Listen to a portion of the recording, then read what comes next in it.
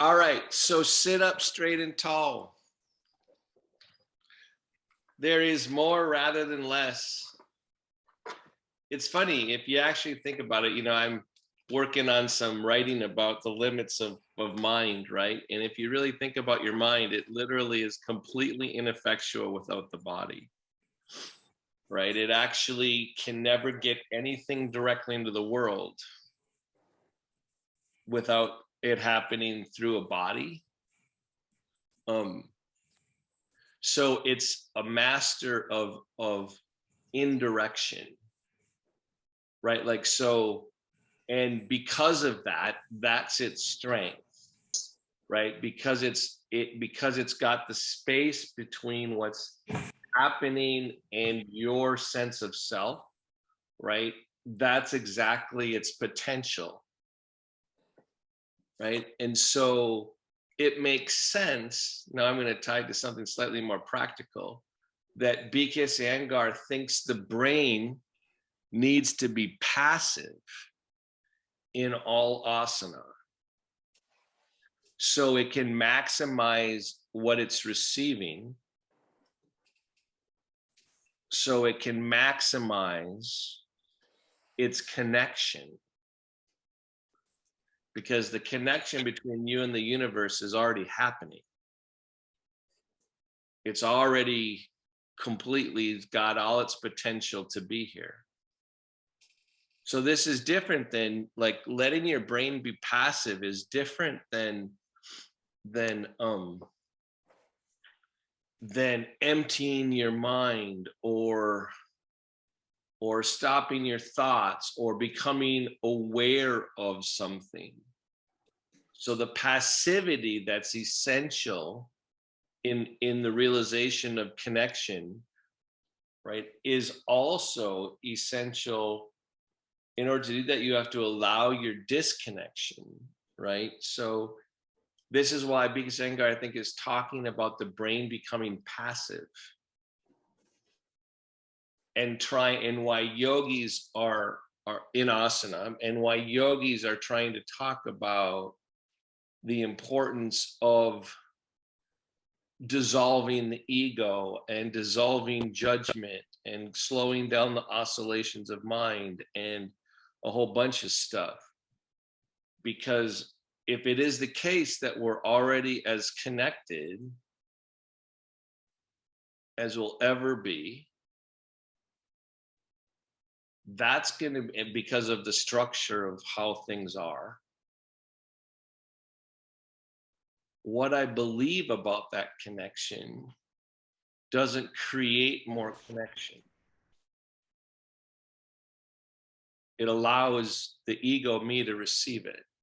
I don't mean ego in a bad way. I mean, so this idea of softening the organs of connection or making the brain more passive is, I think, part of why Bhikkhus Iyengar talks about Shavasana being in every pose, right? That maximizing your potential to receive in a way that precedes your mind.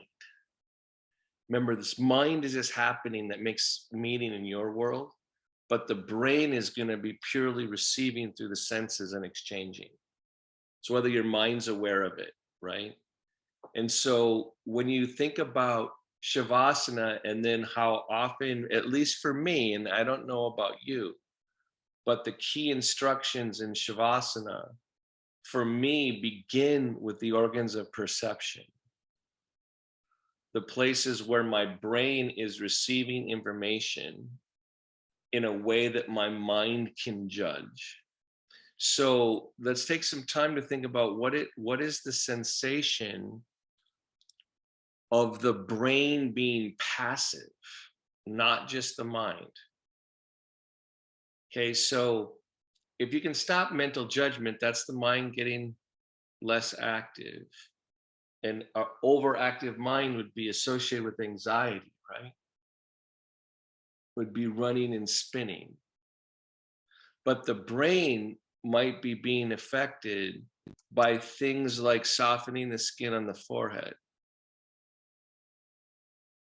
releasing around the temple. I'm trying to get the eyes to be passive so the brain receives input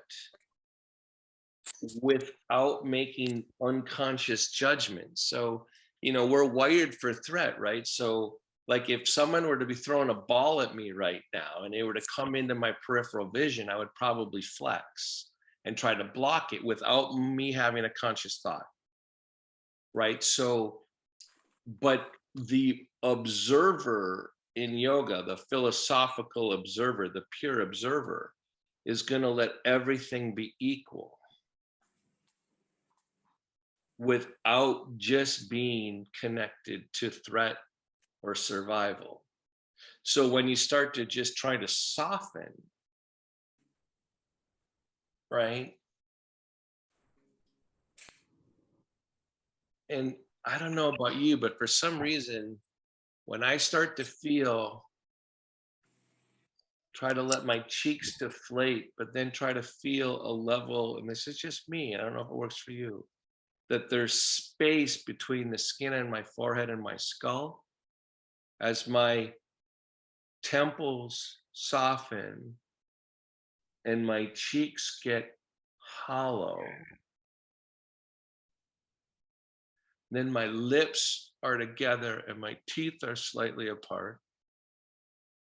And my tongue is in the lower palate. Suddenly there's an opportunity to open my ears, but not with an action, with a release. So soften the base of your tongue. Now, when I start to let the mouth be a cave and a deep thing, something softens on my forehead again and around my temples. When I even let go of my teeth and my gums, it almost feels like a nourishing exhale to me. I'm trying to make the brain be passive.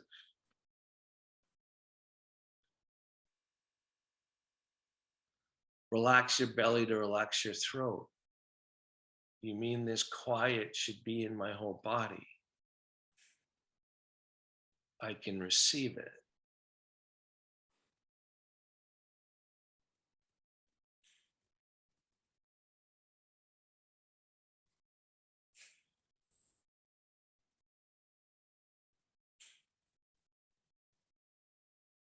Some of you, I'm sure, have tuned into your breath as the pathway into this inwardness.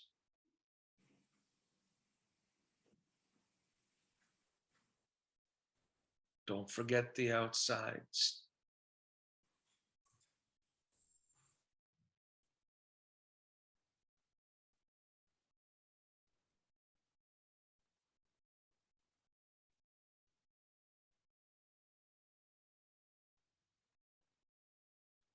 Let go of your day.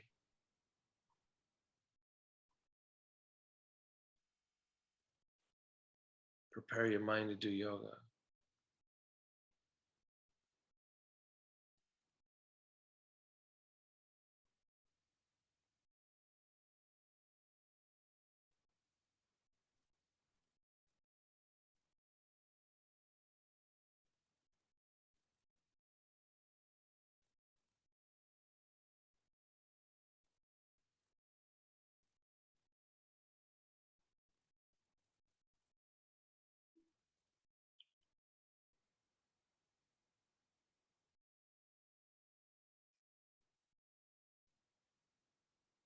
Good, and then release.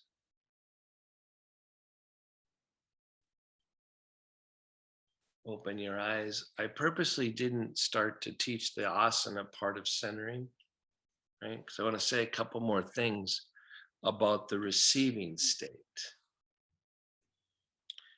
and why, even in really complex poses, the brain is passive.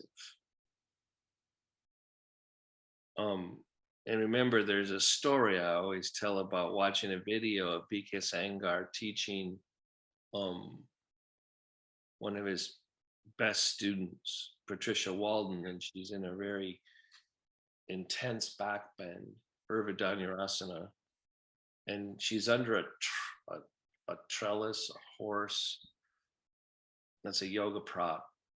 And just when she comes up in Urdhva, the the beam is across her chest, and she lifts the whole, it's about 150 pounds. She lifts the whole trellis off the ground in her back bend, where she's up over this way, like a crab, like your kid has a crab, you're upside down.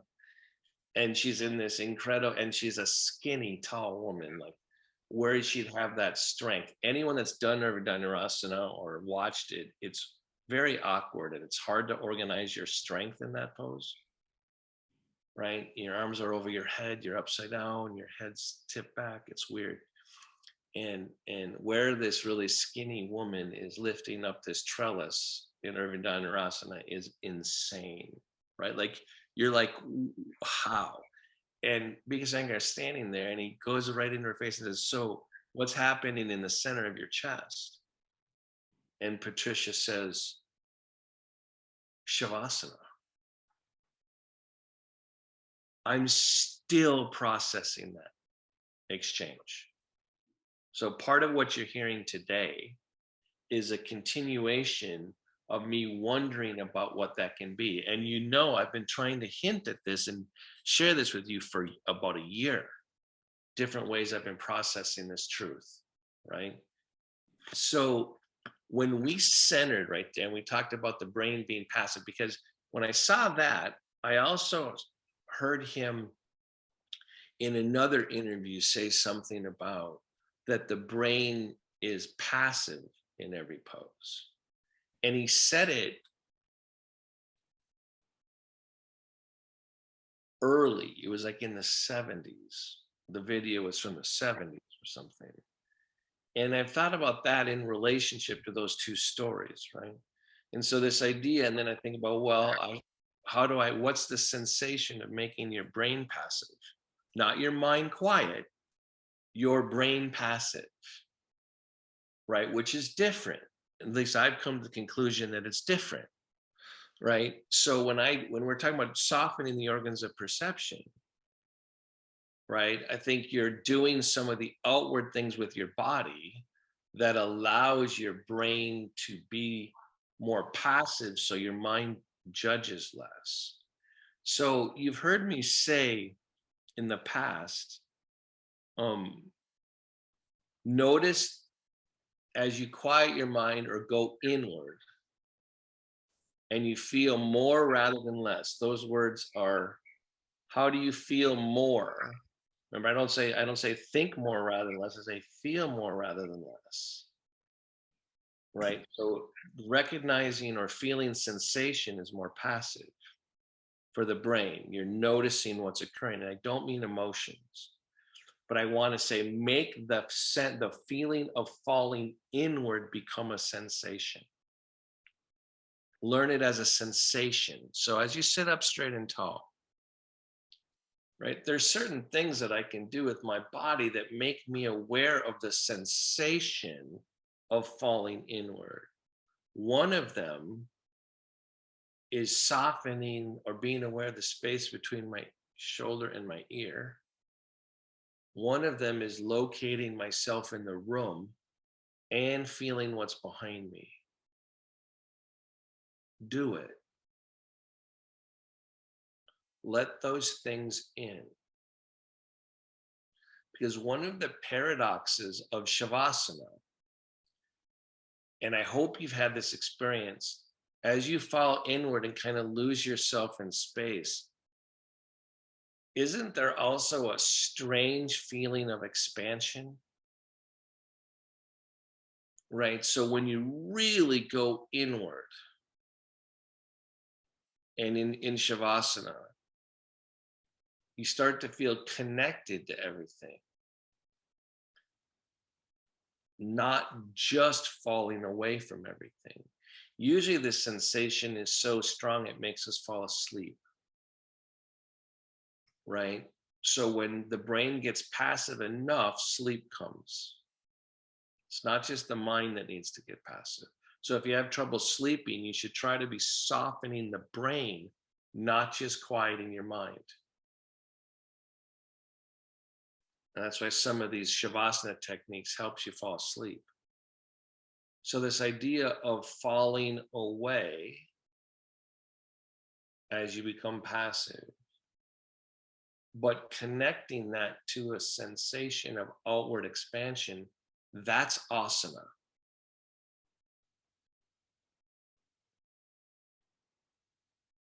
So center again, do whatever you do to fall inward, but now make sure you're connected to the space in the room by lifting your chest, by letting your spine be the organ of connection, not your brain.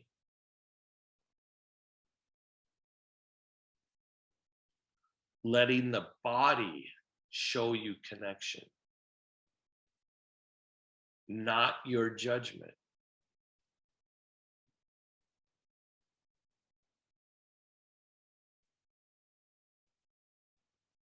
Notice your breath.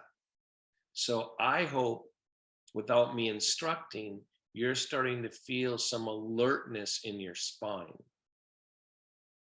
So now I want you to hit down with your sitting bones. Follow the expansion by lifting your chest.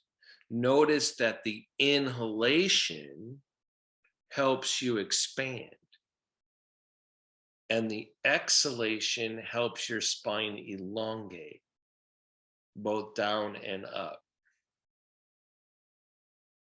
Now, when I start to do that, I tend to tense the inside of my mouth. And that's usually a sign my brain, my mind is getting too active. So for me, one of my touch points is to soften the inside of my mouth as I start to activate my spine.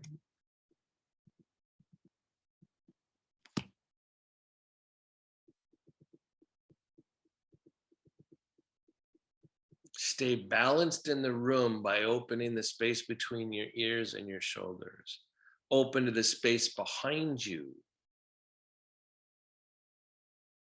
There is perpetual connection here. There is perpetual disconnection.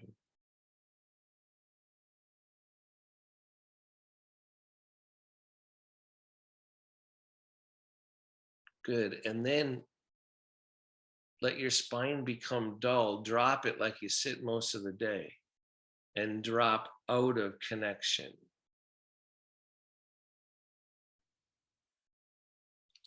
So that time you've heard, let your spine be the organ of connection, or is the organ of connection. This is what I mean, right?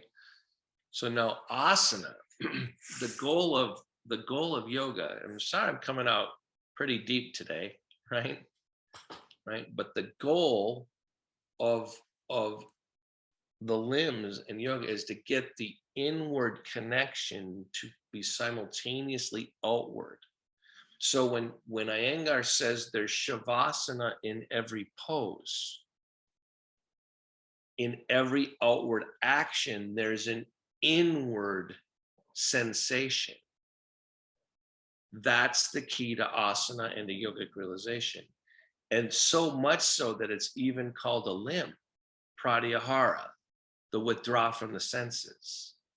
That has to be simultaneous with outward expression in order for there to be yogic realization. Now, I get that you now want to move and keep moving, right? And get to asana. Me too, right? It's easier for me to stay with the energy as it animates with action, right? Because when I just sit here and realize the immensity of it all with my mind starts to wobble or it deadens. So let's start moving, right? So, right, what if the seat of consciousness really is the center of the chest, not the brain, right? Remember, so the seat of consciousness might not be the center of consciousness or the center of your perception. That might be your brain, right? But as I'm moving backwards and forwards, right? Lead from the center of your chest and think, what if, there's these super important neurons, by the way, in the chest that are as good as any in our brain. But this connection of neurons go from the heart center to the brain, not the other way. Right? And this is something they've actually shown, right? In neuroscience. So what if this is the seat? Right here. What if the seat of consciousness precedes my breath? So I'm going to take some time here again to let my brain be passive so I can receive around what people that know more yoga than me have said is the seat of consciousness. So how am I going to do that? Well, I'm going to start like keeping my chest lifted because it feels more connected. So I'm going to lift it a little bit, but I'm also going to try to feel what's behind me. And then I'm going to try to figure out how to do my shoulder blades. So I'm trying to support the seat of consciousness like it's a stool, like it's the seat on a stool. And the asana around it needs to support the seat on the stool. So I'm going to take my shoulder blades slightly apart and slightly down and come forward into the connection, which this depressed people tend to do this, right? There's something really important about the center of your chest, right? So I want to make sure it stays connected, but supported. But the way, if I over grip my shoulder blades or spread them too hard, then I lose the seat of consciousness. So I need to like spread the shoulder blades, drop them, and do Shavasana at the same time. So I know these are a lot of words. I'm making some of you yawn, right? Because I'm taking you past the point that your mind wants to stay hearing noise. Happens to me too. Happens to me in really advanced Iyengar classes. My mind starts to shut down, right? Because I can't take it all in and it seems too damn boring. Or too much. Probably it's too much. That's okay. The response to there being too much and you not being able to receive it is to take the outside of your lips and slightly raise them towards your ears.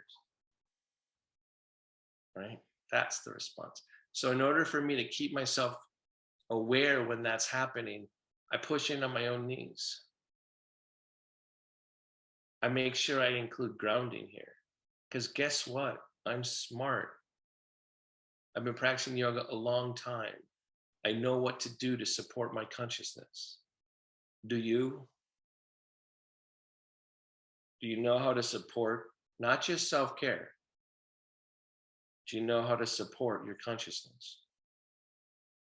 I think you do. I think yoga has been teaching you that the whole time. And in particular, asana. So I'm taking a couple breaths. I'm making sure I'm feeling each hand on each knee, each nostril, each lung, right? I'm going right back to symmetry. Symmetry is a powerful grounder of mind, right? It's a great way to go inward and outward simultaneously. Notice the breath.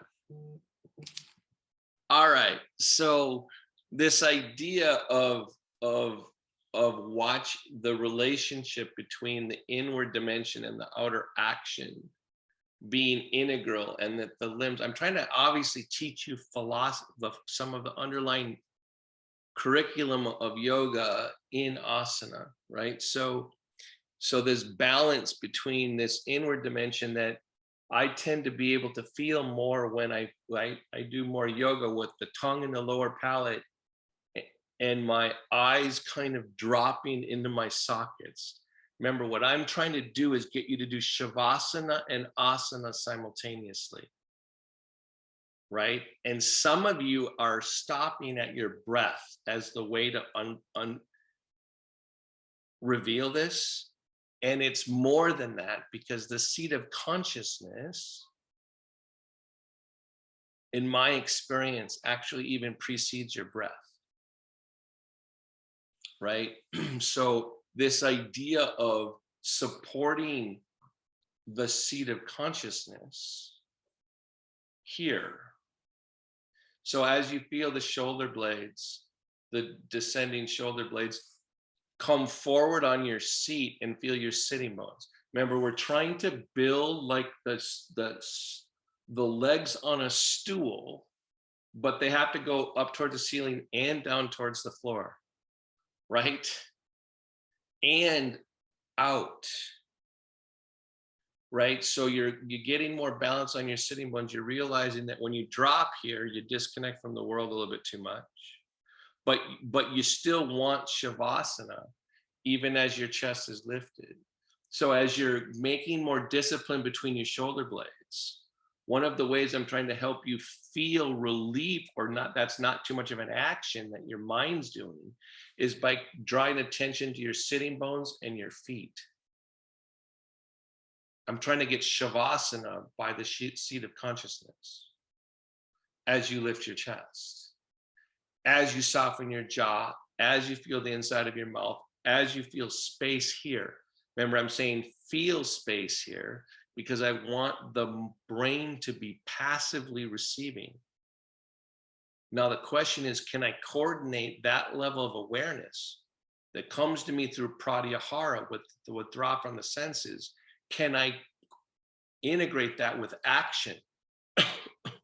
So now hit down through your sitting bones. Extend from the inner groin to the inner knee down to the inner heel. You have heard all these instructions before. You might not have known how much I was teaching when I was doing all these instructions at once. So what's great about asana is you get to not know all that's being taught, and you just get to practice actions. The problem is when you just practice actions, you don't realize shavasana. And you're trying to do both. So my hands were on my knees. I was grounding the bones in my legs to get where my shoulder blades are, to soften between my shoulder blades while exerting them, balancing my head over my neck, observing my breath all at once.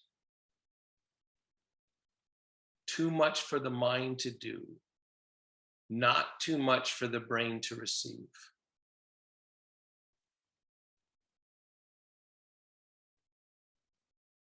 This is why we practice.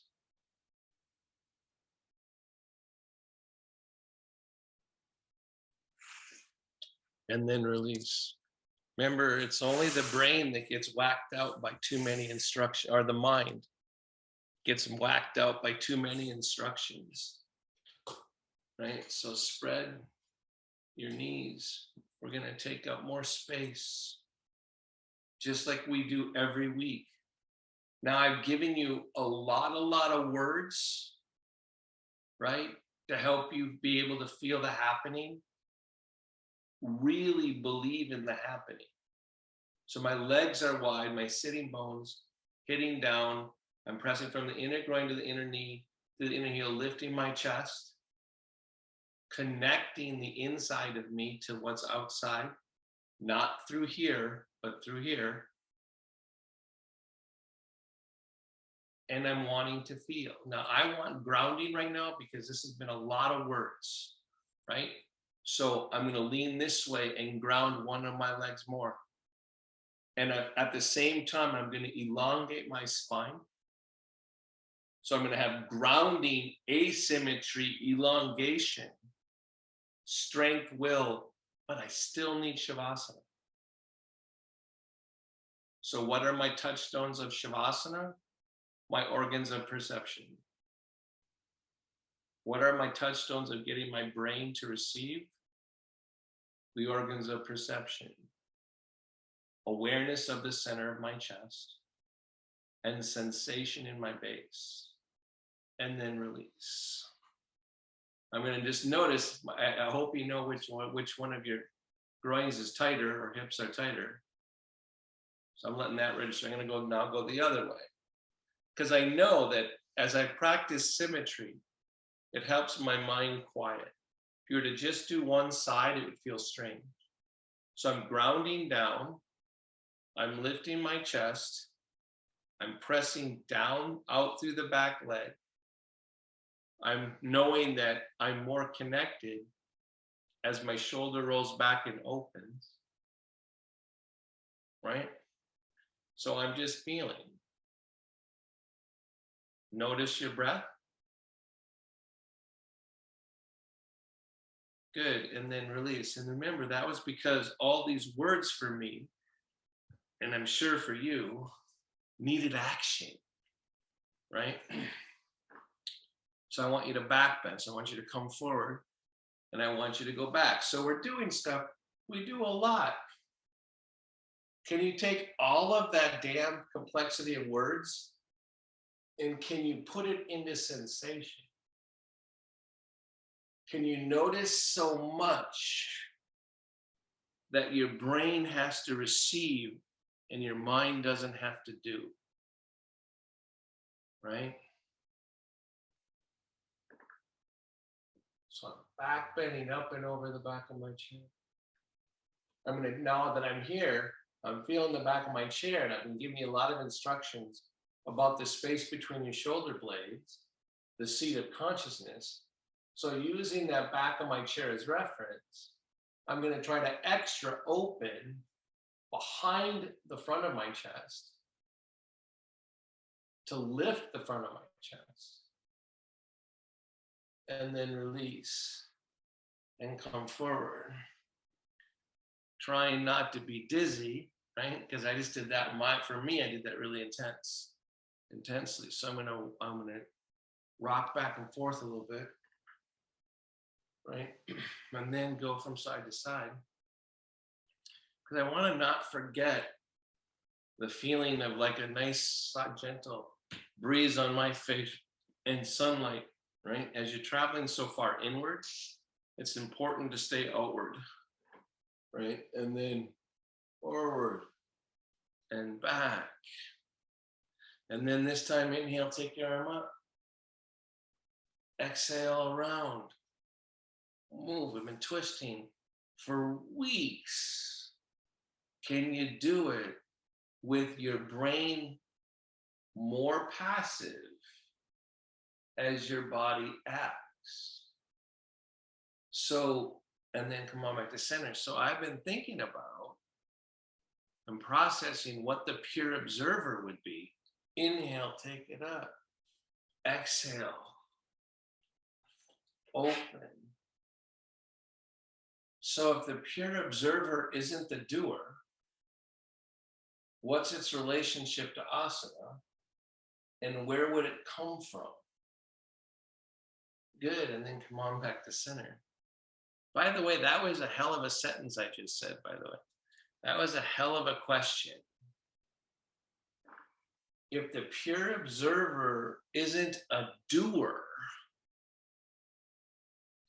where does it come from? How is it here? And then I think about these damn breadcrumbs, legs wide again.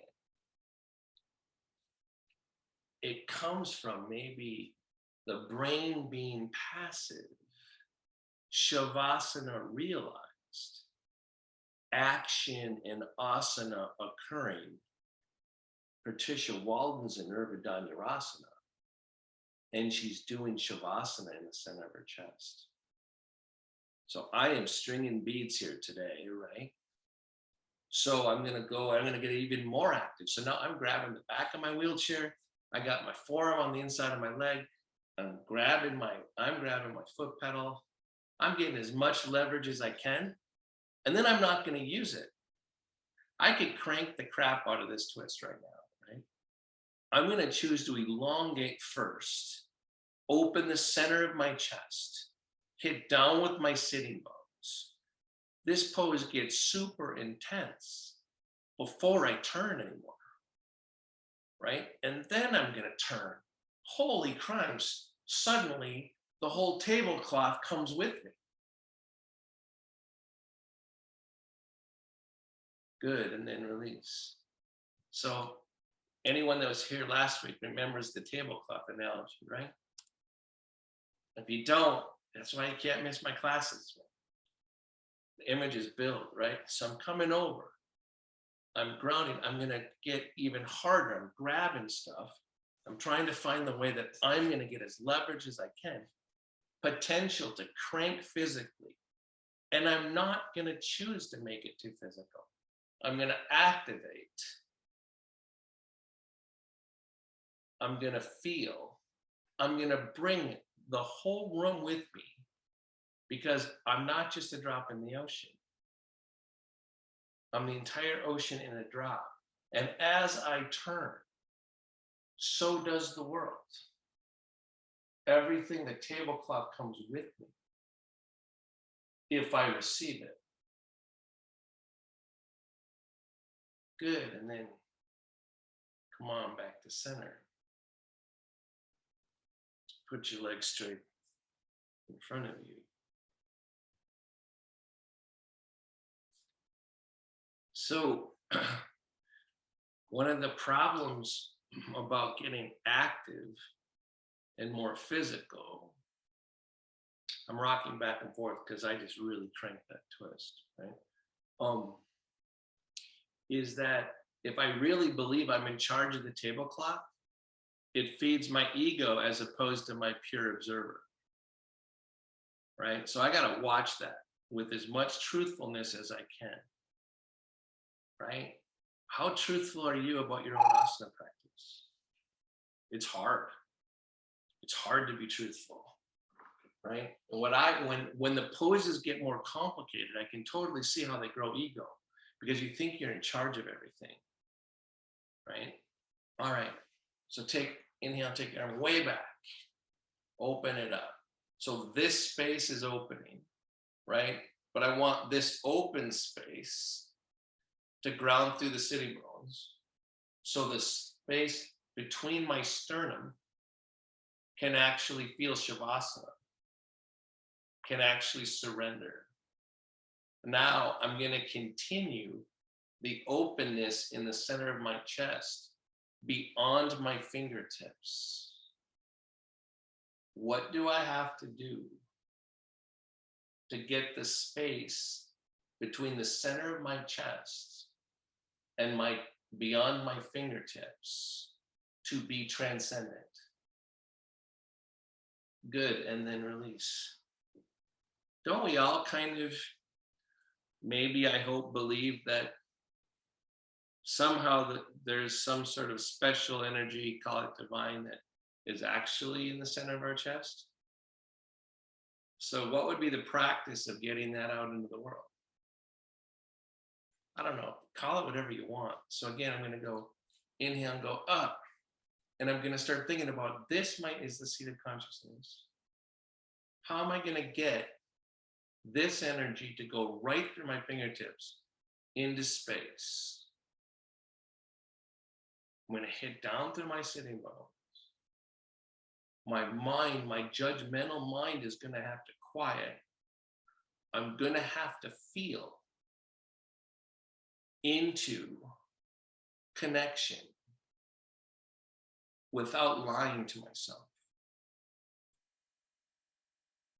Good. And then release. Right? And then go back. And then come forward. So when you have me start coming back and come forward, I'm trying to integrate quickly the wisdom of sun salutation into a difficult level of realization, right? Go back and forth. And so this time, if I go up and I just take my arm over my head and do this, which feels like a good physical stretch, right? I can kind of tell it's very hard to get the center of my chest into this, right? So although it's a good stretch and feels good on one level, may not be have as much yoga potential, but my physical body matters too. So I'm bent like this. I'm going to open. I'm going to use my awareness to help my physical body stretch, right? And then come on back, right? Can you use your yogic awareness and realization to support your process and your mind recognizing stuff, right? So I'm going over again. And I'm letting it be like more physical. I can feel this more. And I don't feel as so like in this position, it's much harder to go beyond my fingertips or even beyond my elbow. So I've got to figure out. So I'm going to like open this up to make the stretch more intense and reap the benefits of my side ribs being able to receive my breath better. Good, and then release. So imagine these intercostal muscles really matter in your rib cage, right? So I'm going to go to the first side again and bend the arm over the head. So now if I do the full like side plank pose and straighten my arm, I activate more this way, but I lose the feeling of the stretch in my intercostal muscles between my ribs. So I'm going to keep it over like this. And I'm going to take time to try to get these muscles in my rib cage to feel the stretch and the openness. Now, one of the ways to do that is to bring my awareness of my shoulder blades slightly in and down to support the seat of consciousness. And if I do that pretty well, then this starts to open. Now to do that, I've got to find where my sitting bones are. So I'm going to use a couple of breaths, right? Now to get that awareness to open, down through my sitting bones, down through my heels. So what I'm trying to do is bring these muscles, them being more open, and straighten my arm. Now I'm into something that allows me to go beyond my fingertips better and below my sitting bones. But I'm going to go back to here. And I'm going to breathe again. Because once I straighten my arm, I lose something, right? I gain energy, but I lose stretch. So I'm going to try to keep both and straighten my arm. And take a breath or two. And then release.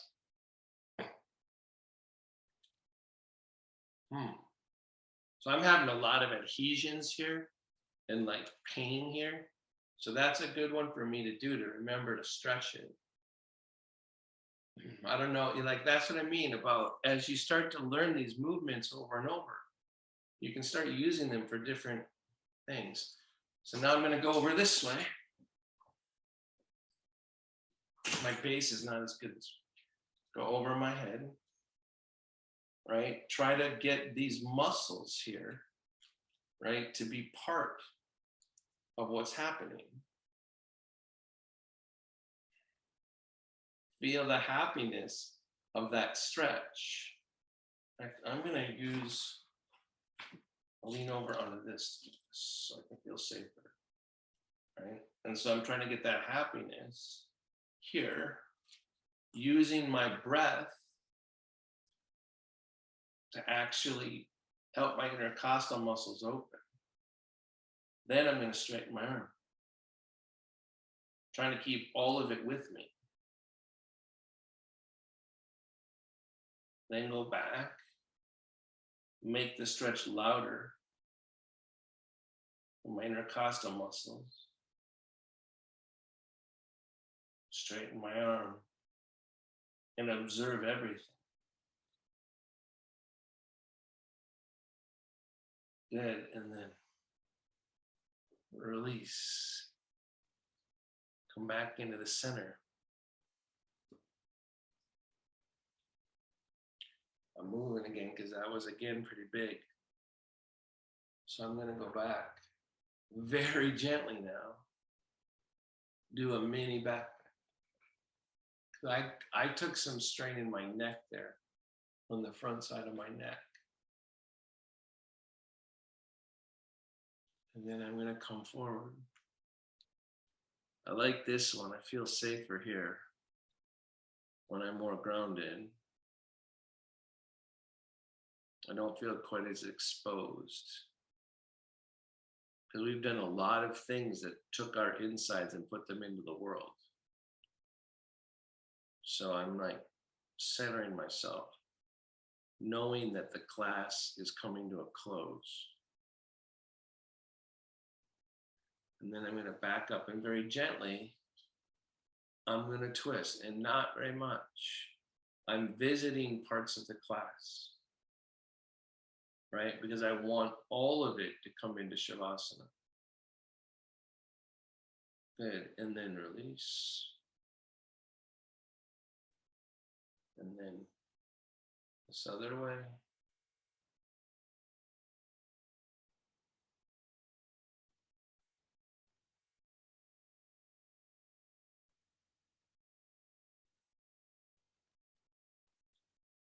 I'm amazed. And then come into center and practice some symmetry. I'm amazed after all the yoga I've done, how I consistently forget about my intercostal muscles between my ribs when I breathe. That they need to stay happy, right? They need to be part of the expansion. So now I'm going to sit in the center.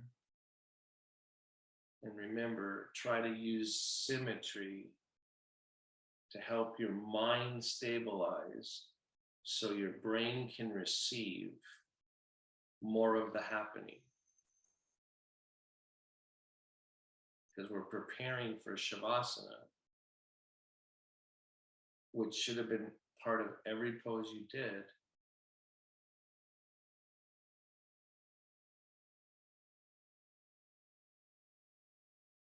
Such an important difference between receiving and being passive.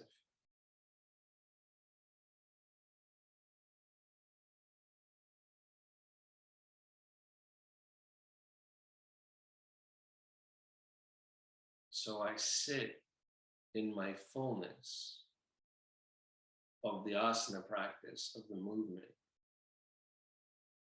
and make sure I know that I'm receiving, not just being passive.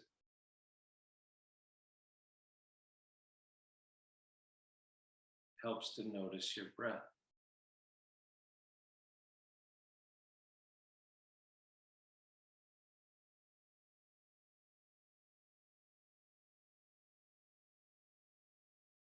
Good. And then prepare for Shavasana.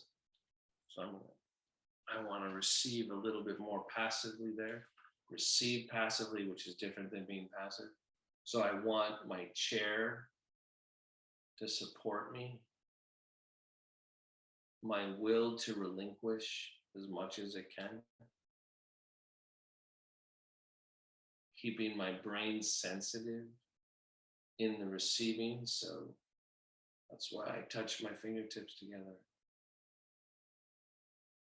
Try to have there be no strain in my arms. And truly allow my chair and my base. Now, if you're on the floor, it'd be easier to receive the earth. In a chair, you have to work with a deeper level of receiving to feel the earth.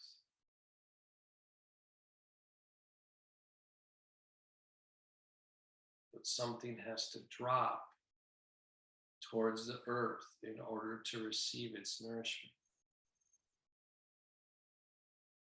and around the temples, the jaw, the inside of the mouth.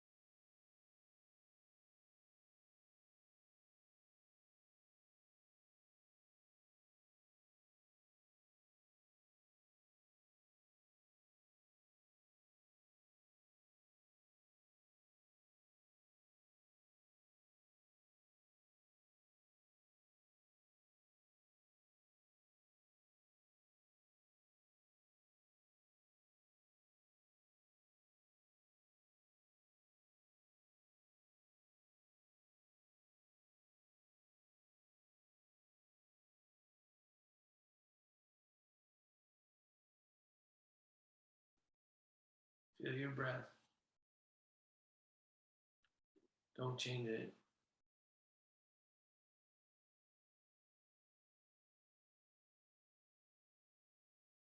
Thank your body.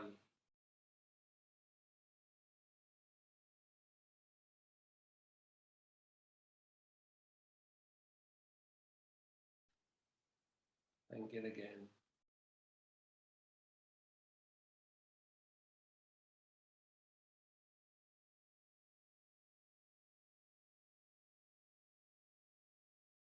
Start to bring yourself back. Slightly deeper inhalation, slightly longer exhalation.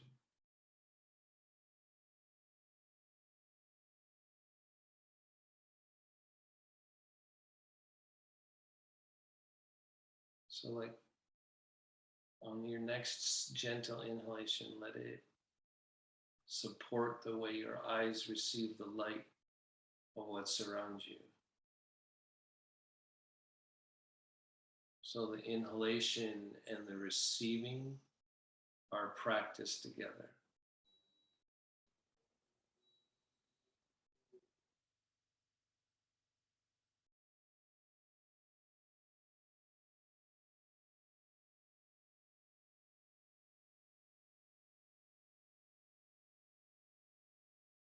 Then if you want to judge your surroundings, go ahead. Like I just tuned into the trunks of the trees out the window, right? So layers of my mind coming back into play as I come out of Shavasana.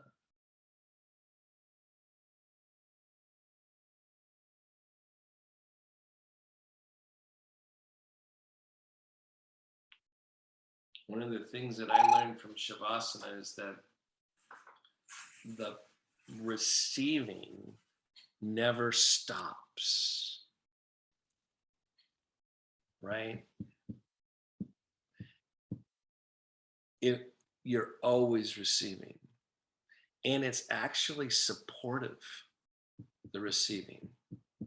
So it's like kind of weird. I think that's probably what people get access to that have pretty profound faith in a certain religion. But one of the things that I like that yoga reveals is that, like, the line is from Biggest Angar about that yoga isn't a religion. How's it go? Oh my God, I'm having a tremendous brain fade. I'm having a brain fade with the line, but basically it's not a religion. It's the science of religion. So it integrates mind and body and will support whatever belief system you have. But the receiving part of being here, the possibility of integrating Shavasana into every action, right? Yeah, yoga is not a religion, it's the science of religion. That is the line. Um, that's part of what's being studied in yoga, is that the receiving is here. The brain can remain passive. It actually is happening the whole time. And that's pretty amazing. All right, everybody. So I hope you have a good week. Hands together. Namaste. The spirit in me bows the spirit in you.